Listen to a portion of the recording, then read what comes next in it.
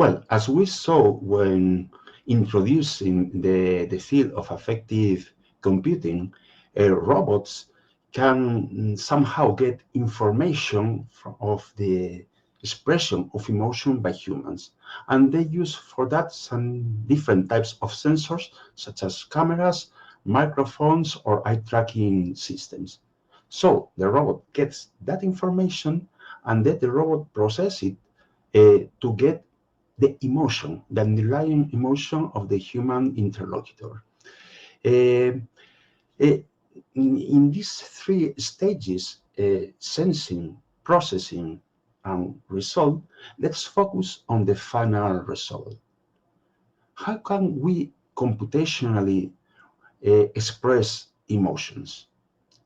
Well, there are a variety of emotion models, and these models do not come from the field of computation or artificial intelligence. They come from the field of psychology.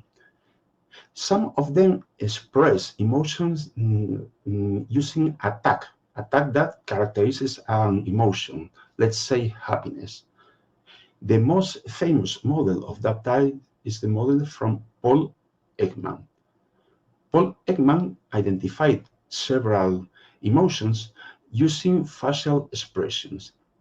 The most famous emotions are the six ones that Ekman identified that were detectable in the facial expressions and were recognizable in every culture.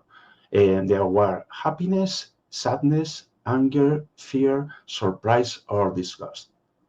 Ekman's model includes more emotions than those six, but those six are the most famous ones.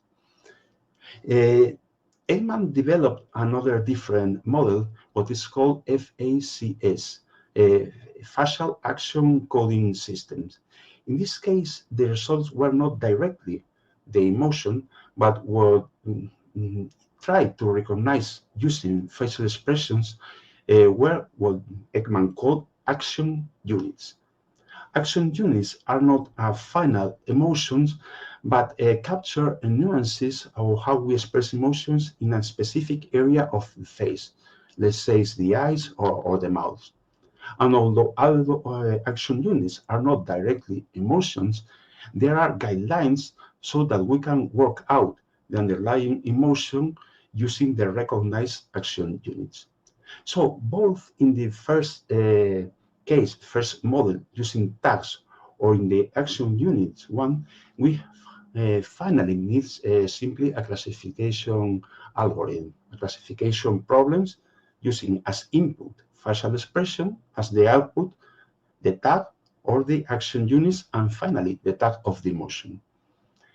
There are other models that do not use directly tags, but they move in continuous spaces, two-dimensional spaces or three-dimensional spaces. For example, the circumflex model by Russell uses two dimensions, arousal and valence. And these are numerical dimensions. They can be positive or negative, higher or lower. And the situation, the emotional situation of human is simply a point in that space. And although that point is not directly an emotion, we can position basic emotions in that space, as you can see in the figure. So it's somehow a way of obtaining the human emotion. There are other types of these continuous models. For example, the PAD model is a three-dimensional model used by the legendary robot Gizmet. Anyway, to make things short, there are psychological models, and a robot can obtain the position or the tag or the values of the dimensions in that models using the information it can get from its sensors. So, no doubt, a robot can detect human emotions. And what can a robot do with that information once they have detected the emotion? Well, let's go on talking about that, but in future videos.